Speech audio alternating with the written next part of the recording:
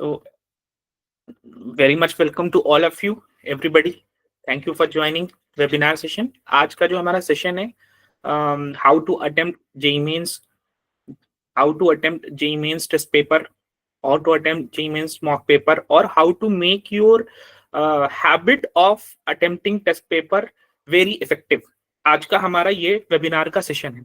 बहुत से बच्चों को शिकायत रहती है कि सर हमारा ये क्वेश्चन छूट गया, हमारा वो क्वेश्चन छूट गया, हमें ये क्वेश्चन आता था हम नहीं कर पाए, टाइम का बहुत बड़ा इशू होता था, और हमने एक सेक्शन में या एक क्वेश्चन पे इतने सारे टाइम कंज्यूम कर दिया, इतना सारा टाइम उस पर स्पेंड कर दिया कि हमने प्रॉपर तरीके से उस बाकी सारे क्वेश्चंस को नहीं अटेम्प्ट किया जो कि हम अटेम्प्ट कर सकते थे। और इवन आज भी वो ही सारी मिस्टेक बच्चे करते हुए आ रहे हैं जो कई सालों से यही मिस्टेक बच्चे करते हुए आ रहे थे। इवन दो उन सारे बच्चों को गाइड किया जाता है, देखो क्वेश्चन पेपर्स कैसे अटेम्प्ट करना है, कौन से पहले अटेम्प्ट करना है, कौन से बाद अटेम्प्ट करना है, कुछ इस तरीके क्वेश्चन आए तो कैसे करना है, उस तरीके क्वेश्चन आए तो कैसे करना है, डिफिकल्ट लेवल आए तो कैसे करना है, ऑर्डर क्या रखना है, दिमाग में क्या रखना है, ये सारी बातें जो सारी डिटेल्स है, ज्यादातर बच्चे इन चीजों पे ध्यान नहीं देते हैं और अपनी साल भर की 2 साल की तैयारी को वेस्ट कर देते हैं। हालांकि वो इन छोटी छोटी बातों का ध्यान रख करके अपने पेपर को बहुत इफेक्टिव बना सकते थे।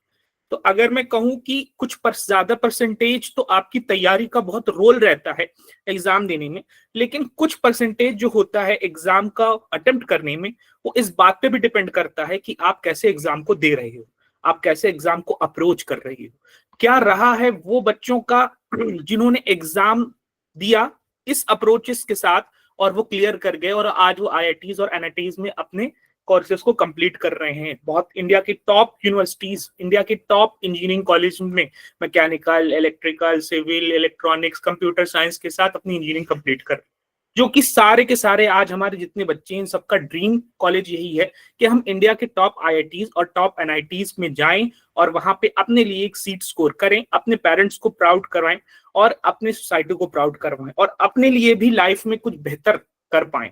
ये आपका सबका पाप है। तो अगर उसी चीज को ध्यान रखते हुए आज हमारा सेमिनार का सेशन जो है टॉपिक ऑर्गेनाइज किया गया है, जिसका सबसे इंपॉर्टेंट रोल ये है कि आपको सिखाया जाए कि कैसे हम एग्जाम्स को अटेम्प्ट करते हैं और किन किन बातों का ध्यान नहीं देते। किसी चीज को जान लेना, किसी चीज का इंफॉर्मेशन ले लेना कि हमें ये करना है जरूरी नहीं होता, उससे कनेक्टेड और भी जो बातें हैं उसका जानना बहुत जरूरी होता है। क्या ट्रेंड्स चल रहे हैं उसका जानना बहुत जरूरी होता है, क्या सक्सेसफुल स्ट्रेटजीज रहती हैं वो जानना बहुत जरूरी होता है। मैं हमेशा से अपने स्टूडेंट्स को यही कहता हूं कि किसी भी चीज को जानना है अगर, तो वो चीज कहाँ मिलेगी, वो चीज कैसे मिलेगी, अगर ये बात तुम जान जाओ बेटा, तो मैं कहता हूं 40% काम तो आपका वैसे ही कंप्लीट हो गया। तो आपका जो पूरे 1.5-2 साल का जो मकसद रहेगा, जो आपका ऑब्जेक्टिव रहेगा 2026 में जेईई मेंस को कवर करने का जो ऑब्जेक्टिव रहेगा, उसको जानने के लिए इन सारी बातों का जानना बहुत जरूरी है कि हमें वो अगर अचीव करना है तो उसकी स्ट्रैटेजी क्या होनी चाहिए। तो हेलो माय डियर स्टूडेंट्स, आज बात हो जाएगी इन्हीं सारे टॉपिक्स पर, guide to attempt JEE mains test paper. क्या है भाई, क्या गाइड है, क्या बातें होती हैं, लेट्स सी।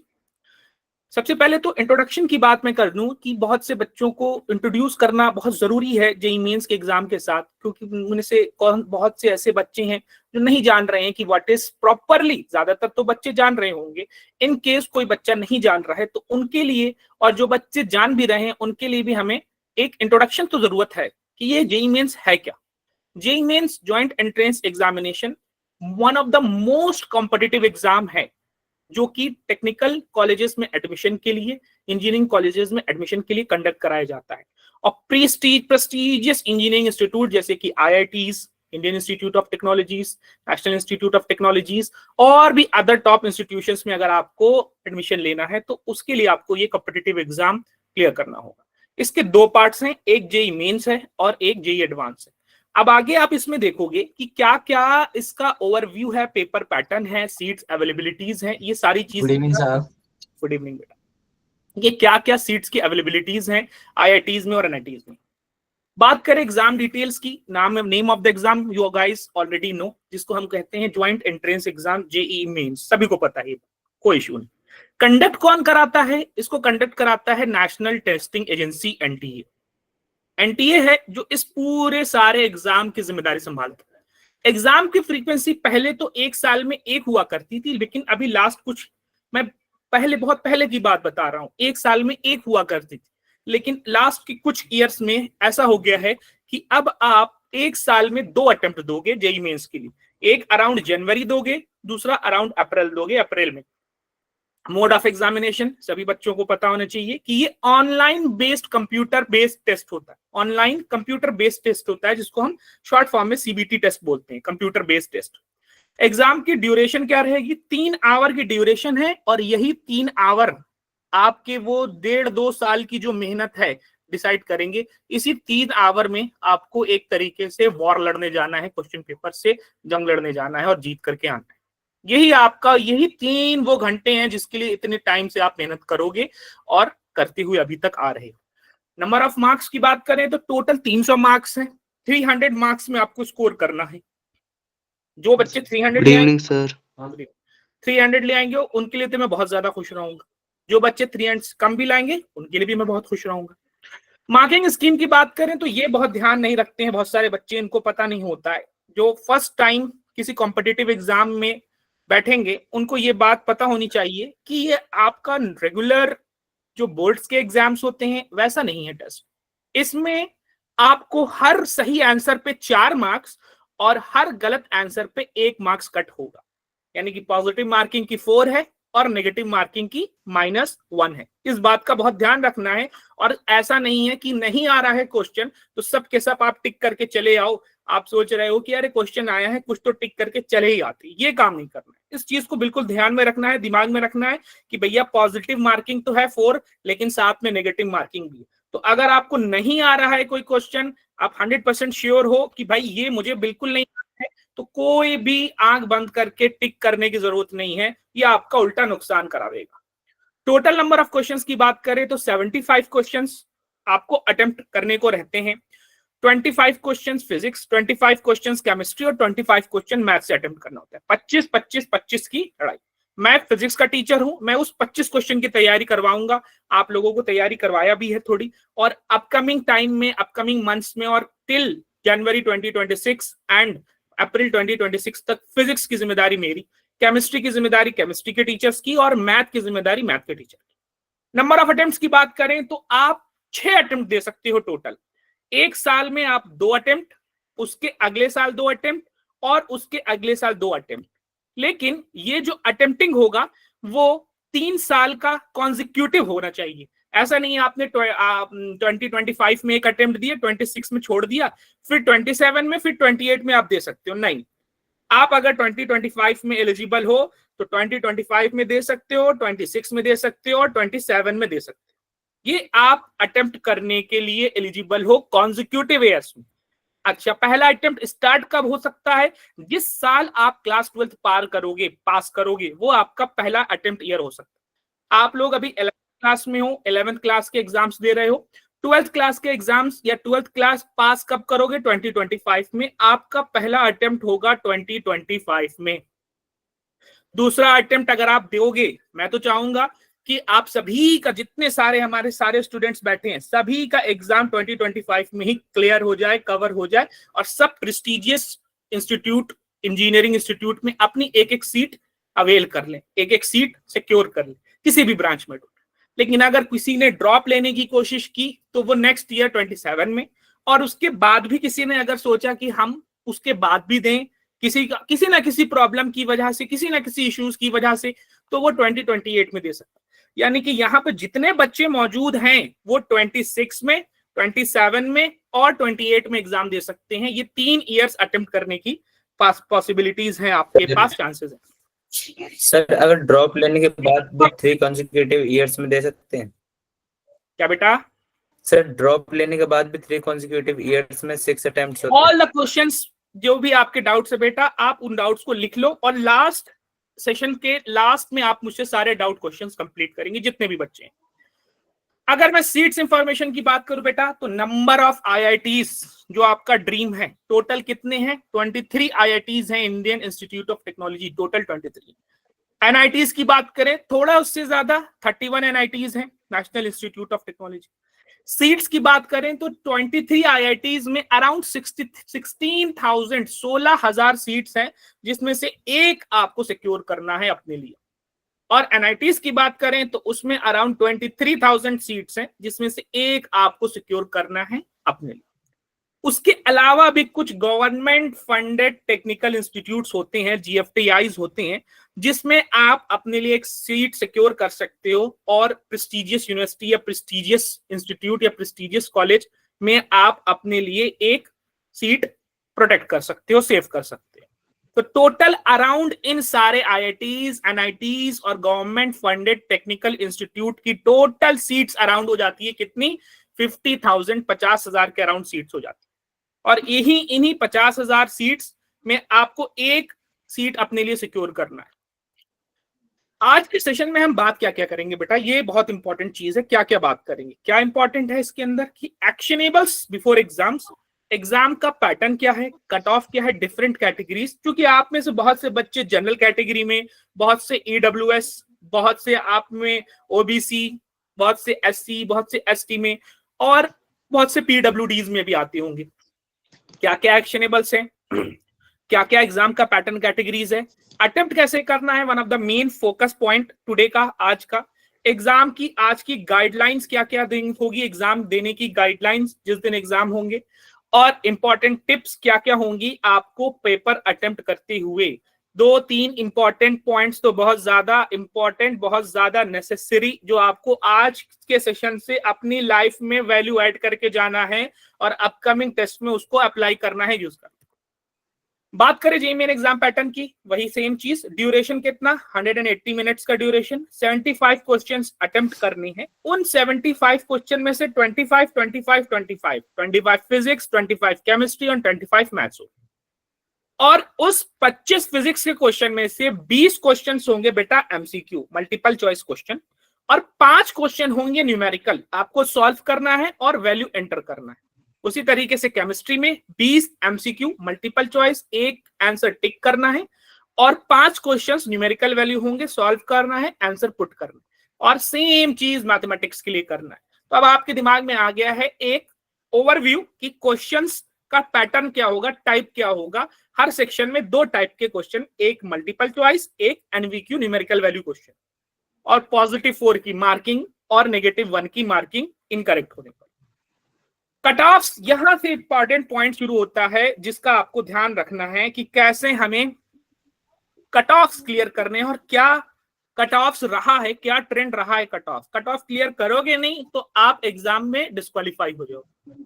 जनरल वालों का 2024 का कट ऑफ 93.236281, 93 के अराउंड, ईडब्ल्यूएस का 81 के अराउंड, एसटी का 46 के अराउंड, एससी का 60-61 के around, OBC non creamy layer OBC का 79.67 के अराउंड, और जनरल पीडब्ल्यूडी का 0.00187 के अराउंड। ये कट ऑफ्स का ट्रेंड रहा है। अब आप में से जो बच्चे जनरल के हैं, जो ईडब्ल्यूएस के हैं, जो एसटी के हैं, एससी के हैं और ओबीसी एनसीएल के हैं और जो पीडब्ल्यू के हैं, वो अपने दिमाग में एक चीज सेट कर लो कि भाई मुझे ये मार्क्स तो एटलीस्ट लाना ही लाना है, ये मार्क्स तो एटलीस्ट क्लियर करना ही करना है अगर एग्जाम को क्वालिफाई करना है। सब के सब अपना अपना कैटेगरी सिलेक्ट कर लो और अपने दिमाग में सारे स्टूडेंट्स सेट कर लो ये मार्क्स को, जो ट्रेंड रहा है।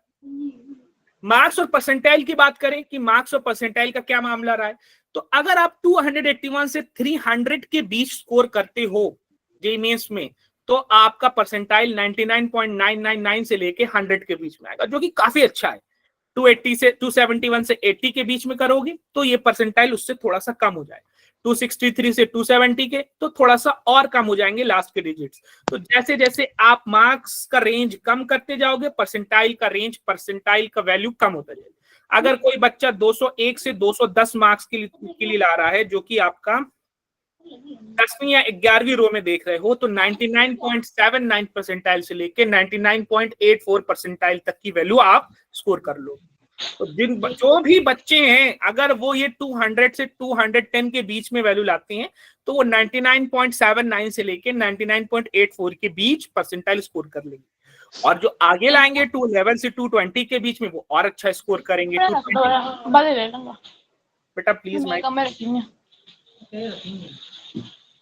ये आपको अपने दिमाग में रखना है और ये आपको सोचना है कि ये मार्क्स अगर मैं लाऊंगा इतना परसेंटाइल लाऊंगा, और परसेंटाइल के बेसिस पर, अच्छा परसेंटाइल के बेसिस पर अच्छे आईआईटीज या अच्छे एनआईटीज आपको मिल जाएंगे। ये तो एनआईटीज का है तो मैं एनआईटीज का डेटा प्रेजेंट कर रहा हूं। अगर कोई बच्चा 181 से 190 लाता है तो 99.59 और 99.68 के बीच वैल्यू लाई करेगी। ठीक है, मेरा जो सजेशन है सारे के सारे बच्चे एटलीस्ट अपने दिमाग में 200 प्लस का एक टारगेट तो लेकर के चलो। और जिन बच्चों का कॉन्फिडेंस अच्छा है, जो बच्चे कहते हैं कि नहीं हम कर लेंगे, वो तो करें कम से कम 250 का। और ऑन एन एवरेज मेरा तो आपको यही सजेशन है कि ज्यादा से ज्यादा स्कोर करने की कोशिश करो। कोई ऐसा लिमिट नहीं है कि इतना ही लाना है और इतना ही हमारा टारगेट। ज्यादा अगर आप मार्क्स दिमाग में ले चलोगे कि इतना लाना है और उस मार्क्स के हिसाब से तैयारी करोगे तो इन रियल लाइफ बेटा क्या होता है, उससे थोड़ा सा कम ही मिलता है। तो जितना आप एक्सपेक्ट करते हो, जितना आप सोचते हो, जितना आप टारगेट बनाते हो, उससे थोड़ा सा कम आएगा तो भी ठीक ठाक मामला आपका हो जाएगा। एक अच्छा सा कॉलेज, एक अच्छा सा एनआईटी, एक अच्छा सा आईआईटी अपने लिए सिक्योर कर सकते। ये मेरे तरफ से आपको सजेशन। ज्यादा से ज्यादा आप अपना एक टारगेट सेट करो कि ये टारगेट तो लाना ही लाना, ये आपको दिमाग में सोच करके रखना ही रखना। बाकी 131 से 140 के बीच आओगे तो आप 98 के परसेंटाइल पे आ जाओगे, 100 से नीचे आओगे तो 96 के परसेंटाइल पे आ जाओगे। परसेंटाइल फिर आपका ड्रॉप होता ही जाएगा। एटलीस्ट 200 से अबव तो कोशिश करो ही करो, सारे के सारे स्टूडेंट्स मेरी तरफ से। और अपनी तरफ से क्या करो, 250 से अबव कोशिश करो। ये आपको दिमाग में रखना है, कोशिश इतनी की करना है। बाकी उससे कम आ जाए और आपको सिलेक्शन हो जाए, well and good, very good, बहुत अच्छा, मैं भी खुश, आप भी खुश, सारी दुनिया खुश, आपके पेरेंट्स भी खुश, सभी खुश। तो ये तो मेरी तरफ से सजेशन है। और आपका अपना टारगेट तो कम से कम 250 का सोचो, मार्क तो बनाओ और तैयारी फिर उसी हिसाब से रखने की कोशिश करो। आगे बात करें कि अब जो इंपॉर्टेंट सेशन होगा आज का हमारा, उसमें क्या क्या डिस्कस करेंगे। सबसे पहली चीज कि अप्रोच कैसे करना है क्वेश्चन पेपर को, दूसरी चीज पढ़ना कैसे है क्वेश्चन पेपर को, तीसरी चीज अपने क्वेश्चन पेपर को डिवाइड कैसे करना है, बांटना कैसे, और चौथी और सबसे इंपॉर्टेंट चीज कि टाइम का मैनेजमेंट कैसे करना है, हमको टाइम को कैसे मैनेज करना है। और जो पांचवी चीज होगी वो आपकी सिली मिस्टेक, आप सारे के सारे जो करते हो एग्जाम में, वो कैसे आपको रेक्टिफाई करना है, उसको सही करना है।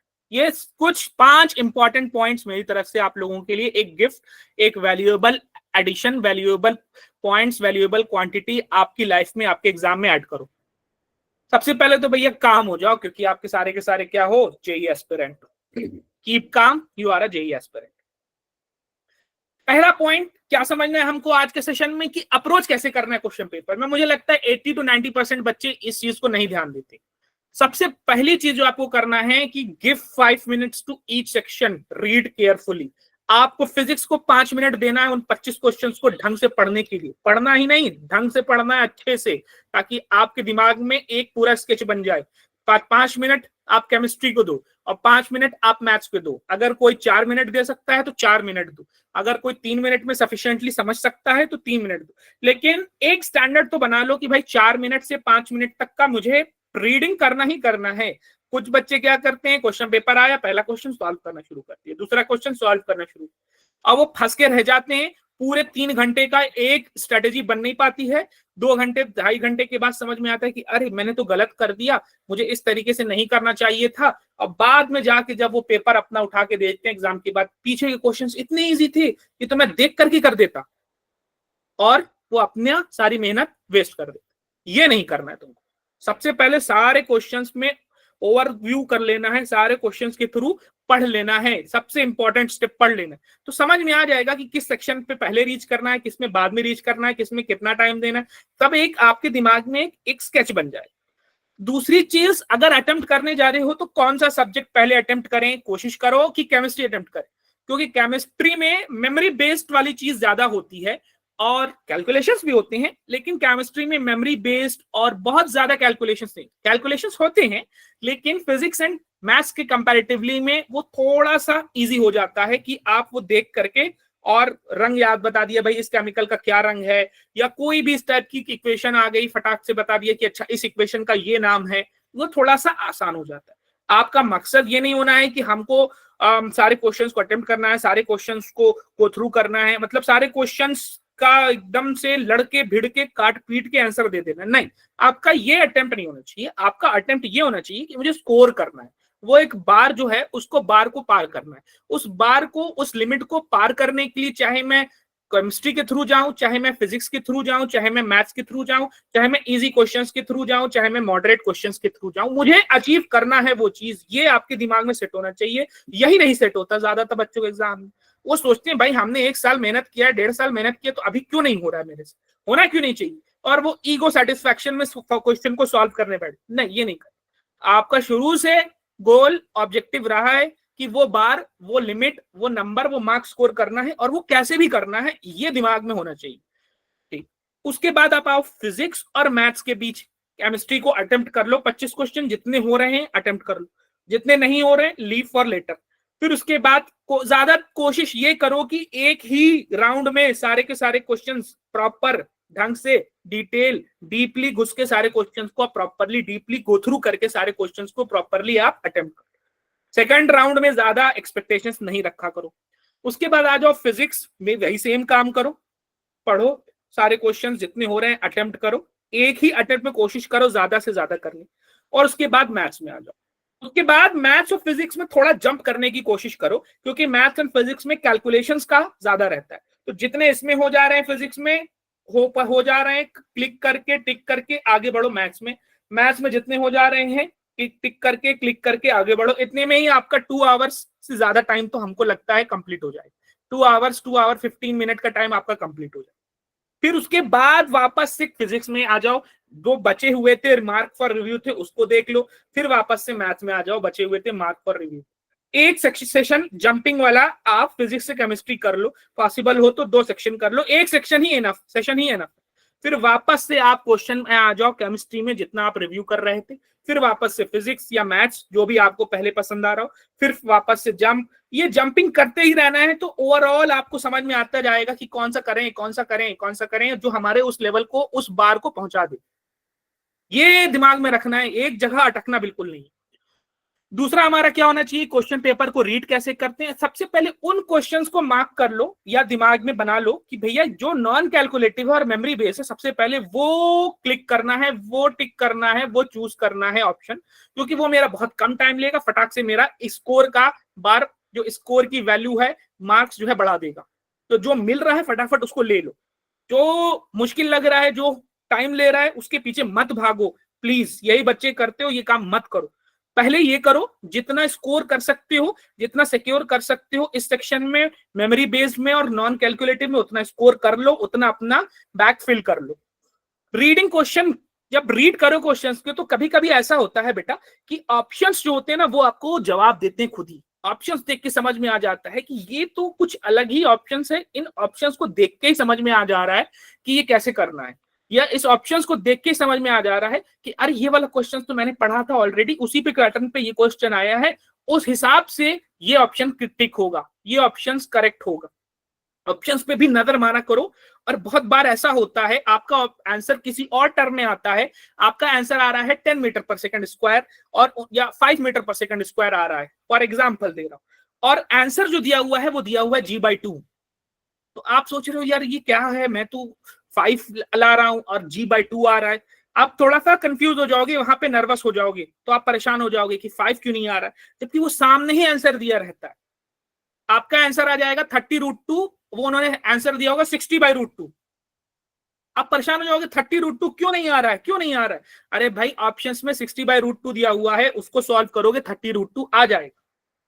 तो ऑप्शंस पे जरूर ध्यान दिया करो आप लोग कि ऑप्शंस कैसे किस फॉर्म में दिए हुए हैं। कई दफा आंसर आने के बाद भी ऑप्शंस दूसरे फॉर्म में देने की वजह से आप टिक करके नहीं आ पाते हो, बाद में आके ऐसे सर पे हाथ रखते हो कि क्यों नहीं किया। उसके बाद जितने भी ग्राफ्स के क्वेश्चन है और बेसिक डायग्रामेटिकल क्वेश्चन है, उसको अप्रोच करो कि भाई ये क्वेश्चन तो मुझे पहले अटेम्प्ट करना है। ग्राफ और डायग्रामेटिकल क्वेश्चन बहुत आसान, बहुत इजी हो जाते हैं आपके लिए, फटाक से करने वाले हो जाते हैं। ग्राफ तो बहुत आसान हो जाता है, डायग्रामेटिकल क्वेश्चन भी बहुत आसान कर देता है आपके लिए। फॉर एग्जांपल दूं, न्यूटन्स लॉ ऑफ मोशन में अगर आपने कहीं देखा कि भैया एक स्प्रिंग है, इसमें ऐसे फोर्स लग रहा है, इसमें ऐसे नीचे कोई वेट लग रहा है, लामी थ्योरम पे आसानी से हो जाएगा। इसको पहले कर लो, इसको पहले क्लिक कर लो, अपने जो बैग भरने का सेक्शन था उसमें इसको चूज कर लो कि ये हमको पहले करना। उसके बाद क्या करना है, आपको while reading the question sections को डिवाइड करना है। क्या करना है, सेक्शंस को डिवाइड करना है, क्वेश्चंस को डिवाइड करना है कि हमारे पास 4 सेक्शंस होंगे, 4 रीडिंग्स होंगी। कौन कौन सी? इजी, जो फटाक से करना है, आपको तुरंत कर लेना है, कम टाइम में स्कोर कर लिया, बैग फिल कर लिया। एवरेज, जो पता है कि आपको करने का आ रहा है, आप इसको कर लोगे, लेकिन थोड़ा सा कैलकुलेशन है। तीसरा नंबर, तीसरा टाइप डिफिकल्ट है, मैं कर सकता हूं, मैं कर सकती हूं, लेकिन मुझे ट्राई करना पड़ेगा, एक अटेम्प्ट देना पड़ेगा, उसके लिए पेन चलाना पड़ेगा। और चौथा, अरे ये तो मैंने पढ़ा ही नहीं, मुझे कुछ नहीं आता इसमें, या मुझे 20% ही आ रहा है, इसमें 80% नहीं आ रहा है, या ये तो मुझे समझ ही नहीं आ रहा है किस पैटर्न पे क्वेश्चन पूछा है। ये आपको ध्यान में रखना है। तो इसको नॉन डुएबल, ये करना ही नहीं है, छूना ही नहीं है, टच ही नहीं करना है। उस टाइम तक हो सकता हो बाद में समझ में आ जाए, जो कि बहुत ही रेयर होता है, लेकिन मोस्ट ऑफ द केसेस में ये क्वेश्चन छोड़ने ही छोड़ने हैं। जिद पे नहीं आना है कि मैं क्यों नहीं कर सकता, मैंने इतनी तैयारी की है, या क्यों नहीं हो पाएगा, मैं तो इतना अच्छा स्टूडेंट हूं, मैं इतनी अच्छी स्टूडेंट हूं, क्यों नहीं हो पाएगा। नहीं, ये नहीं सोचना, ये नहीं करना है। कुछ क्वेश्चन छोड़ना पड़ेगा, आपको बुरा लगे चाहे अच्छा लगे, वो छोड़ना ही पड़ेगा। तो सबसे पहले इजी वाला अपने बैग में फिल करो, सेकंड नंबर पे ऑर्डर में रखो एवरेज, हो जाएगा, थोड़ा सा कैलकुलेशन है, कंप्लीट हो जाएगा। तीसरा रखो कि भैया ये बहुत ही डिफिकल्ट नहीं है, मतलब डिफिकल्ट है, हम इसको एक ट्राई कर सकते हैं, एक बार इसको अटेम्प्ट कर सकते हैं, एक बार इसके लिए, 2 बार इसके लिए कलम पेन चला सकते हैं। ये 4 हिस्सों में सेक्शन डिवाइड कर दोगे, आपका जेईई मेंस 4 हिस्सों में प्रॉपर हो जाएगा। 25% आसानी से आ जाएगा, अगला 25% थोड़ा सा मुश्किल से आएगा, अगला 25% बहुत ज्यादा मुश्किल से आएगा, बचा हुआ 25% आपके लिए नहीं है, वो नहीं करना है, वो आपको अटेम्प्ट नहीं करना, नहीं छोड़ना है। एक एग्जाम्पल, नॉट हमेशा 25%। किसी में क्वेश्चन में किसी शिफ्ट में, किसी टेस्ट पेपर में इजी का अमाउंट ज्यादा आता है, किसी में एवरेज का अमाउंट ज्यादा होता है, किसी में डिफिकल्ट का अमाउंट, किसी में नॉन डुएबल आपके लिए, आपके साथ ज्यादा होता है। अगली बात करें कि अटेम्प्ट कैसे करना है, टाइम की बात कर लें हम। तो केमिस्ट्री में आपको 40 मिनट शुरू के अटेम्प्ट करना है उन 25 क्वेश्चंस पे। इससे क्या होगा कि this section is quick if you know your NCERT basics. अगर एनसीईआरटी के बेसिक्स आ रहे हैं तो खटाखट आप उन 25 क्वेश्चन पे 40 मिनट में अटेम्प्ट करके, 40 मिनट में उस पर टाइम स्पेंड करके आगे बढ़ सकते हो। 40 मिनट्स एक जनरल आइडिया है, ऐसा नहीं है कि हमेशा ही ऐसा होगा, एक जनरल आइडिया आपको दिया जाता है बेटा। फिजिक्स में अराउंड आप 60 मिनट लो और उस 60 मिनट में करीब 20 से 22 क्वेश्चंस को अटेम्प्ट करो, 20 से 22 क्वेश्चन को टच करो, 20 से 22 क्वेश्चन को ओवरव्यू लो, या उसके लिए पेन कलम चलाओ। उसमें आप थ्योरी भी और न्यूमेरिकल दोनों टाइप की बातें की जा रही हैं। मैथ्स थोड़ा सा टफ है, कैलकुलेटिव है, हार्ड है, उसके लिए आपको 80 मिनट्स देना होगा, कम से कम 18 से 20 क्वेश्चंस को आपको टच करना होगा इन 80 मिनट्स में। इसमें ज्यादा टाइम लगता है क्योंकि इसमें कैलकुलेशंस ज्यादा है। और जब ये पूरा आप फिजिक्स, केमिस्ट्री, फिर मैथ्स, ये 3 ऑर्डर कंप्लीट करोगे तो अब आप जाओगे थर्ड राउंड, जो कि आपका लास्ट राउंड कहलाए। थर्ड राउंड में क्या है, 10 से 15 मिनट अगर बचे हैं तो कोशिश आपको, प्रैक्टिस आपको इन अपकमिंग जो भी मंथ्स हैं, जो भी 2026 जनवरी, 2026 अप्रैल तक जो भी आपके पास टाइम है, इसी की हैबिट बनाना है, इसी को अपने नेचर में उतारना है कि मुझे ऐसा करना है कि लास्ट 10 मिनट या 15 मिनट मेरे टाइम बचें। यही आपको पूरे टाइम में प्रैक्टिस करना है, पूरे टाइम में अपनी हैबिट बनाना है, अपने नेचर में लाना है।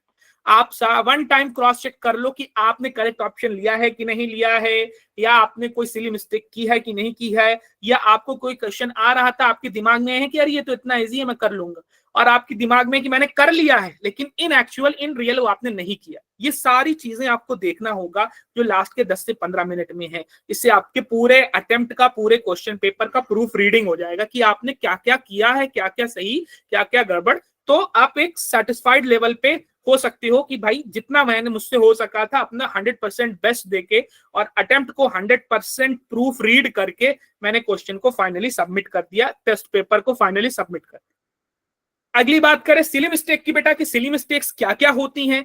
आपको सबसे ज्यादा केयरफुल होना है कैलकुलेशंस में। ज्यादातर बच्चे कैलकुलेशन से मिस्टेक करते हैं, मुझसे भी होती है अक्सर। जो मेरे साथ मेरी क्लास में बच्चे पढ़ते हैं उन्हें पता है कि मुझसे भी मिस्टेक्स होती है, उनसे भी मिस्टेक्स होती है। लेकिन आपकी मिस्टेक भारी पड़ जाएगी, मेरी मिस्टेक इतनी भारी नहीं पड़ेगी। तो आपको क्या करना है, आपको अपनी हैबिट बनाना है, आदत बनाना है कैलकुलेशंस थोड़ा क्विक और कैलकुलेशंस एक्यूरेट बनाने की। जितना ज्यादा हैबिट बनाओगे, जितना ज्यादा अपने नेचर में उतारोगे, वही चीज आपकी उन 3 घंटों में काम आनी है।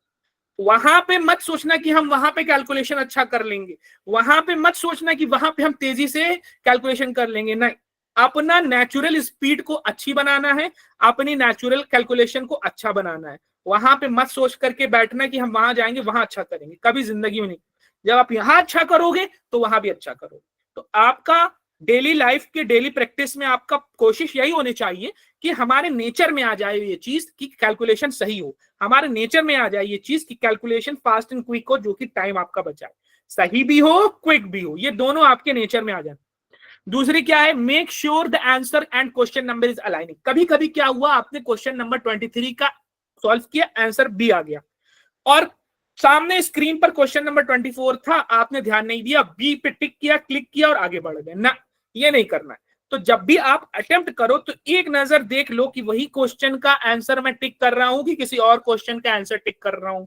इस चीज का बहुत ध्यान देना, क्योंकि ये मिस्टेक्स मेरी भी लाइफ में हुई है, आपकी लाइफ में भी होती होंगी। तो इसको आपको ध्यान रख करके सॉल्व करना है, ध्यान रख करके अटेम्प्ट करना। Don't wait till last to select the answer all at once. कुछ बच्चे क्या करेंगे कि हम सारे क्वेश्चंस को एक बार में बैठ के सॉल्व करेंगे, टिक नहीं करेंगे, क्लिक नहीं करेंगे, चूज नहीं करेंगे अपने ऑनलाइन टेस्ट पेपर में ना। ऐसी मिस्टेक कभी नहीं करना।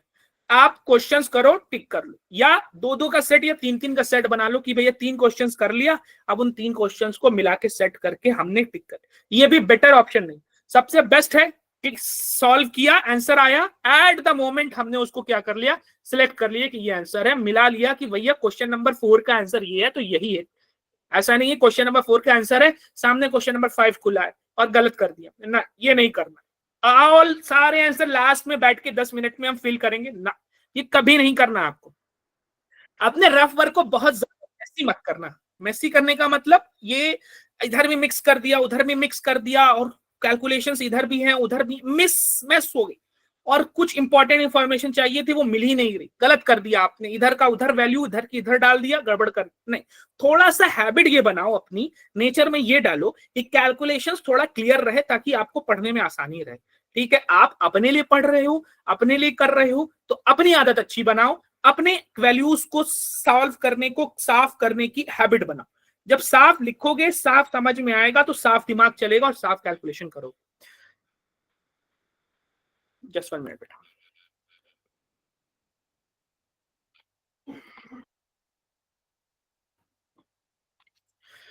ठीक है बेटा, अब अगली बात, अगला इंपॉर्टेंट चीज आपको क्या समझना है इसमें, अगली इंपॉर्टेंट चीज ये समझना है बेटा कि don't your make rough work too messy, क्योंकि ऐसा ही होगा, गलत ज्यादा बहुत ज्यादा मेसी कर दोगे तो मिस्टेक कर दोगे, इधर की वैल्यू उधर डाल दोगे, कैलकुलेशन हो ही नहीं पाएगी, बाद में देखोगे अरे यार ये तो यही लिखा हुआ था, इसको ऐसे आसानी से कर सकते।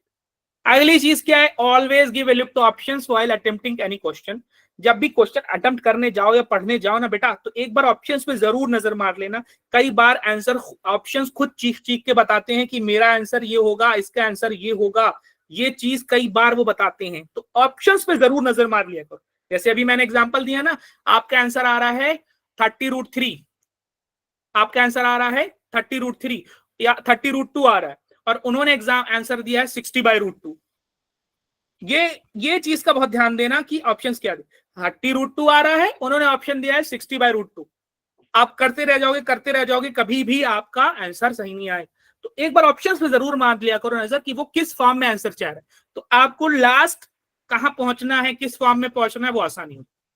उसके बाद आपको बहुत ज्यादा टाइम नहीं इन्वेस्ट करना है। अगर किसी क्वेश्चन पर बेटा आप 3 से 4 मिनट या 4 मिनट से ज्यादा या 4 मिनट का टाइम दे रहे हो या 5-6 मिनट का अगर टाइम दे रहे हो, तो आपको अपने आप को तुरंत रोकना है। अच्छा लग रहा है, बुरा लग रहा है, ईगो आ रहा है कि क्यों नहीं हो रहा है, बिल्कुल नहीं करना है। जबरदस्ती उस क्वेश्चन को वहीं छोड़ दो, इवन अगर आपको ऐसा फील हो रहा है कि बस 2-4 स्टेप के बाद हो जाएगा, क्योंकि आपको नहीं पता कि पता नहीं वो 2-4 स्टेप के बाद हो या ना हो। तो आपको हमेशा यही कोशिश करना है कि अगर बहुत ज्यादा टाइम लग रहा है किसी क्वेश्चन पे, at the moment next question चले जाओ जब आपको ऐसा फील हो। इस चीज का बहुत ध्यान रखो कि जब भी बहुत ज्यादा टाइम लगे, जबरदस्ती आपका दिल नहीं कर रहा है छोड़ने का, आपको लग रहा है बस आ गया बस आ गया, बेटा बस आ गया आ गया करते करते ही वो 5 से 6 मिनट ले लिया। उसी मोमेंट उस क्वेश्चन को छोड़ो और आगे बढ़ो, बैक फिल करो, स्कोर करने का बैक फिल करो। अपने दिमाग को बिल्कुल काम रखो, हैबिट बनाओ, आदत बनाओ। जो हैबिट अभी बनाओगे वही हैबिट वहां काम आएगी। दिमाग को बिल्कुल क्लीन एंड काम और शांत रखने की कोशिश करो, तो आप अच्छे से सॉल्व कर पाओगे, अच्छे से अटेम्प्ट कर पाओगे। अब वही इंपॉर्टेंट चीज जो मैं हमेशा से बोलता आया हूं, आप यहाँ पे मार्क्स स्कोर करने आए हो तो उसी माइंडसेट के साथ आओ कि आपको उस बार तक पहुंचना है। कोई और माइंडसेट नहीं आओ कि नहीं मैं तो फिजिक्स में अच्छा है मेरा तो 24 करके आऊंगा मैं, और मैं तो मैथ्स में बहुत अच्छी हूं तो मैं तो 19-20 करके आऊंगी मैं, मेरा तो केमिस्ट्री बहुत आसान लगता है 25 के 25, क्योंकि सर ने बोला था क्लास में एक बच्चा 25 में 25 करके आया था, मैं भी वो चीज करके आऊंगी, मैं भी वो चीज करके आऊंगा ना। कोई और माइंडसेट लेके नहीं आना है, अपना काम निकालो, अपना काम अपना उल्लू सीधा करो, मार्क्स स्कोर करना है, बार पहुंचना है, अपने जितने भी मार्क्स है बैग में फिल करते जाओ। किसी और तरीके का माइंडसेट नहीं, जैसे भी कैसे भी इधर से कान पकड़ के मार्क्स आ रहे हैं आपके सेट बार पर पहुंच रहे हो, पहुंचो कैसे भी, किसी और चीज का ध्यान नहीं होना चाहिए। Don't consume all the time till last, कुछ टाइम थोड़ा सा 5 मिनट का तो टाइम बेटा छोड़ ही दिया करो हमेशा, ताकि वो लास्ट में एक बार वो चेक कर लो कि सारी चीज अलाइंड है कि नहीं है, question number answer option number question number aligned है कि नहीं है, वो चीज आपको ध्यान रखनी चाहिए। Don't be comfortable regarding, always remember you will have to finish it. हमेशा टाइम को लेके ऐसा ना हो कि बहुत रिलैक्स रहना है, माइंड को काम करना है, बहुत ज्यादा रिलैक्स भी नहीं हो जाना है कि अरे आराम से अभी तो है। शुरू में ऐसा लगता है कि अरे अभी तो 3 घंटा है, अरे बेटा वो ही जो शुरू में गलती आपके दिमाग में आती है ना, वही गड़बड़ कर जाती है शुरू के टाइम। शुरू में ऐसा लगता है अरे अभी तो 3 घंटा है, 3 घंटे में तो बहुत कर लूंगा मैं, लास्ट तक आते आते ना वो 3 घंटे, वो एक मिनट भी ना आपको बहुत ज्यादा वैल्यूएबल है। तो शुरू से ही थोड़ा सा आपको माइंडसेट रखना है कि 3 घंटा भी वैसा नहीं है कि बहुत ज्यादा है। रिलैक्स, बहुत ज्यादा रिलैक्स नहीं होना कि अरे अभी तो 3, एकदम ही केयरलेस हो जाओ, ये चीज नहीं करना। ध्यान रखना है टाइम का, रिलैक्स रहना है, लेकिन टू मच रिलैक्स नहीं रहना है रिगार्डिंग टाइम। अब आपको ड्यूरिंग एग्जाम में ये कुछ टेक्निक्स अपनानी है ताकि आप अपने आप को काम रखो। अभी थोड़ी देर पहले बोला मैंने काम रखो, लेकिन कैसे काम रखना है ये आपको कुछ टिप्स अपनानी। डीप ब्रीदिंग करो, पॉजिटिव सेल्फ टॉक करो कि you can do this, you will do this, और मैं ये करता हुआ आया हूं, करती हुई आई हूं अच्छे से प्रॉपरली, तो आज भी कोई बहुत ऐसी नई चीज नहीं है, वही पेन है, वही कॉपी है, उसी टाइप के क्वेश्चंस हैं, और आज भी हम उसी तरीके से आसानी से कर लेंगे जैसे हम पहले करते हुए आए। अपने टाइम को वाइजली ध्यान दो, ऐसा नहीं हो बहुत ज्यादा रिलैक्स हो जाओ, ऐसा नहीं हो इधर उधर की बातें सोचने लगो, या किसी चीज में किसी बात पे किसी क्वेश्चन पे बहुत ज्यादा टाइम इन्वेस्ट कर दो, नहीं ये नहीं करना। हमेशा अपने आप को हाइड्रेटेड रखो, एनर्जाइज रखो, यानी कि आप प्रॉपर पानी का अपने पानी पियो, वाटर अपनी बॉडी में वाटर इनटेक करो और बॉडी में एनर्जी रखो, ताकि आपके अंदर एनर्जी रहेगी तो वो एनर्जी क्वेश्चन पेपर में दिखेगी, सॉल्यूशंस में दिखेगी। थोड़े थोड़े ब्रेक्स ले लो, अगर बहुत ज्यादा आपको लग रहा है कि मैं कंटिन्यूअसली 40 मिनट से क्वेश्चन पेपर करे जा रहा हूं, तो थोड़ा देर 1 मिनट या 20-30 सेकंड या 40 सेकंड का आंख बंद कर लो। इससे थोड़ा होगा आपका बॉडी वापस से प्रिपेयर हो जाएगी कि अब फिर से मेहनत करना है। उसके बाद सक्सेस को अपने दिमाग में हमेशा विजुअलाइज करो, जो शुरू से बोलता आया हूं मैं कि आपका माइंड सेट होना चाहिए ये बार पार करना है, ये 22-20 लाना है, 250 लाना है, वो बार आपके दिमाग में सेट है, उसी को सक्सेस की तरह, और अपने आप को किसी इंजीनियरिंग कॉलेज में एक अच्छे IITs और NITs में विजुअलाइज करो कि हम वहां पे पहुंच गए और हम वहां पे अपना एक सीट रिजर्व कर लिए हैं, अपना एक सीट सिक्योर कर लिए हैं। ये चीज तुमको बहुत ही पॉजिटिव मोटिवेशन देगी। शायद बहुत क्लीशे लगे ये बात कहने में, लेकिन in real life, in practical life ये बहुत काम करती है, बहुत बहुत ज्यादा वैल्यूएबल ये चीज है, बहुत बहुत इंपॉर्टेंट। ऐसा लगता है कि यार बहुत this so much cliche, no it works. And if it works you have to go through this. अगर ये काम करती है कोई चीज तो आपको उसके थ्रू जाना चाहिए, भले ही आपको लगे कि ये बहुत मामूली सी चीज है। यही मामूली चीज रियलिस्टिक लाइफ में एप्लीकेबल है तो आपको वो चीज यूज करना है। Be practical. तो अब फाइनल वर्ड की बात करूं, JEE is an instrument not a destination. ये एक इंस्ट्रूमेंट है, कोई डेस्टिनेशन नहीं है, यही आखिरी मंजिल नहीं है। आपके पास हमेशा कोई नए गोल्स, नए वैल्यूज होंगे रीच करने के लिए, नए चैलेंजेस आएंगे, नई अपॉर्चुनिटीज आएंगी। सक्सेस जो होती है वो एक जर्नी है, कोई एक डेस्टिनेशन नहीं। तो आपको बहुत ज्यादा टेंशन नहीं ले लेना है कि बहुत से बच्चे बहुत ज्यादा टेंशन लेकर के कुछ मिस्टेक्स कर देते हैं लाइफ में, वो नहीं करना है। आपको इसके लिए प्रिपेयर लेना है, आपको इसके लिए पहुंचना है। ये आपका वन ऑफ द इंपॉर्टेंट गोल है, लेकिन यही एंड ऑफ द लाइफ नहीं है, यही एंड ऑफ द आपका पूरा लाइफ का सारांश नहीं है। ये आपको ध्यान रखना है। आगे बहुत सी आपको सक्सेसफुल, आपको नए। ठीक है बेटा, thank you so much, all the best, yours truly Mohammed. अब बताइए बेटा आप लोगों को क्या क्वेश्चंस थे? Oh just 1 minute. हाँ अब बताइए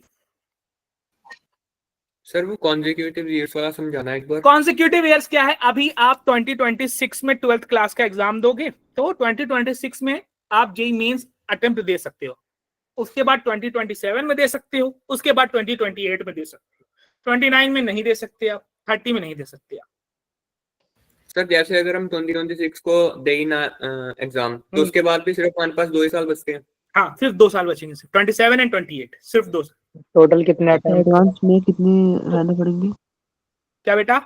एडवांस में सीट सिक्योर करने के कितने नंबर आने पड़ेंगे? एक्सक्यूज मी सर, हाँ बेटा।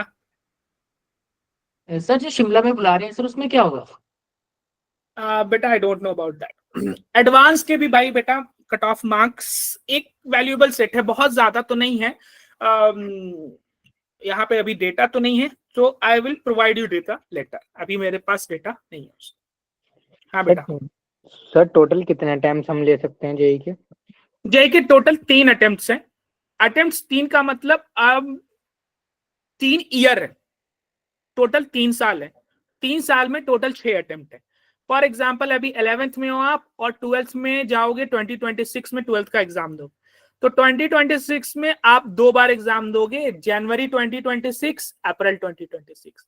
फिर उसके बाद हाँ अगर जनवरी अटेम्प्ट क्लियर हो गया, अच्छा बताते हैं बेटा, फिर इसके बाद उसी तरीके से जनवरी 2027, अप्रैल 2027, फिर उसी तरीके से जनवरी 2028, अप्रैल 2028। ये 1 साल में 2 अटेम्प्ट और टोटल 3 साल आप अटेम्प्ट कर सकते हो।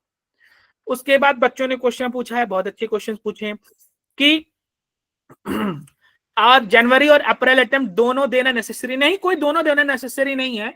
अगर जनवरी अटेम्प्ट देते हैं और अप्रैल अटेम्प्ट ना दे तो कोई इशू नहीं है, आपके ऊपर डिपेंड है। आप एक अटेम्प्ट दे रहे हो तो दैट्स फाइन, लेकिन आप हमेशा कोशिश ये करो कि आप दोनों अटेम्प्ट दो। कोई भी बच्चा ऐसा नहीं करता एक ही अटेम्प्ट दे। बहुत इसमें एज का भी कुछ है? नहीं बेटा, कोई एज का कोई रोल नहीं है यहाँ पे, आपको हमने बताया था एज का कोई रोल नहीं। सर अगर फर्स्ट अटेम्प्ट में क्लियर हो जाए तो सेकंड जरूरी है? क्लियर का क्या मतलब है? आप कट ऑफ क्लियर कर रहे हो, वो मतलब है कि आप एनआईटीज के लिए जितना परसेंटाइल चाहिए वो आप क्लियर कर रहे हो। तो अगर सिर्फ कट ऑफ क्लियर कर रहे हो तो उससे आपको एनआईटीज नहीं मिलेगी। और एनआईटीज के लिए जो एक ट्रेंड रहता है कट ऑफ का, वो हर साल चेंज होता रहता है। आपको पता नहीं है कि उस एनआईटी के लिए या एनआईटी के लिए इस साल कितना परसेंटाइल जाएगा, आप श्योर नहीं हो, उस बात पे क्लियर नहीं हो।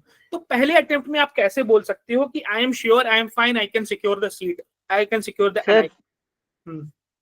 सर एग्जाम के कितने दिन बाद रिजल्ट अनाउंस हो जाता है? अराउंड 1 month, 1 to 1.5 month के अराउंड हो जाता है। ठीक है बेटा। तो जनवरी अटेम्प्ट, हाँ श्याम गुप्ता ने क्वेश्चन पूछा है अच्छा कि जनवरी अटेम्प्ट क्लियर हो गया तो आप दे सकते हो, बिल्कुल। अप्रैल अटेम्प्ट आपको देना चाहिए, बिल्कुल। जनरल कैटेगरी में अगर पर्सन स्कोर करता है 150 से 170, देन ही विल स्कोर 97%, तो will be able to get a seat in government colleges. हाँ बेटा 1 मिनट बेटा। तो 150 to 170 की अगर मैं बात करूं अंशुल, तो अगर आप यहाँ पे देखोगे, मैंने आपको डेटा दिया है, 150 टू 170 का अगर आप यहाँ पे डेटा देखोगे, 150 टू 99.028614 और 99.239, और यहाँ पे मैंने आपको डेटा दिया है कि यहाँ पे आपका डेटा है कि 151 से 160 के अराउंड, 170 के अराउंड आपने बोला है बेटा। तो जनरल कैटेगरी के लिए थोड़ा सा मुश्किल हो जाता है, मिल सकते हैं, चांसेस हैं, लेकिन ये थोड़ा सा मुश्किल हो जाता है। आप 180 प्लस की कोशिश करो। अंशुल शर्मा। सर टीयर 1 की यूनिवर्सिटीज के लिए कितने यही है। क्या कह रहे हैं बेटा? सर टीयर 1 की यूनिवर्सिटीज के लिए कितने परसेंटाइल चाहिए? टीयर 1 की यूनिवर्सिटी के लिए 99, ये जो आपको दे रहा है ना वैल्यू 99.99, जो आपका 250 प्लस से मार्क्स लाओगे ऊपर, तब आप टीयर 1 की universities IIT Delhi and IIT Bombay में जा पाओगे। 250 प्लस 270 260 250 260 इतने का राउंड लाओगे मार्क्स, तब टीयर 1 के यूनिवर्सिटीज में आप जा सकते हो। सर फीस कितनी होगी? ये मेरा एनालिसिस है। सर फीस कितनी होगी? सर डायरेक्ट मेन से थोड़ा जा सकते हैं, डायरेक्ट मेन से आईआईटी? डायरेक्ट मेन से आप आईआईटीज में नहीं जा सकते, डायरेक्ट मेंस का एग्जाम देके आप एनआईटीज में जाओगे, और जेई एडवांस का एग्जाम दे करके आप आईआईटीज में जाओगे। जेई मेंस के एग्जाम, जैसे हमारा अगर गोल था जेई आईआईटी का, हमने जो जेई मेंस था उसे क्लियर कर लिया, उसके बाद जेई एडवांस में हम गए, पर उसमें रैंक हमारी अच्छी नहीं आई, तो फिर हम जेई मेन एडवांस को स्किप का जो आया हमारा रिजल्ट, उसको हम हाइड करके एनआईटीज के अंदर एडमिशन ले सकते हैं। बिल्कुल बिल्कुल, उसको आपको हाइड करने की जरूरत ही नहीं है, क्योंकि जब आप एनआईटीज में एडमिशन लेने जाओगे तो आपसे जेई मेंस का मार्क्स मांगेगा, जेई एडवांस का मार्क्स नहीं मांगेगा। ओके सर ओबीसी का कट ऑफ कितना है फिर भी?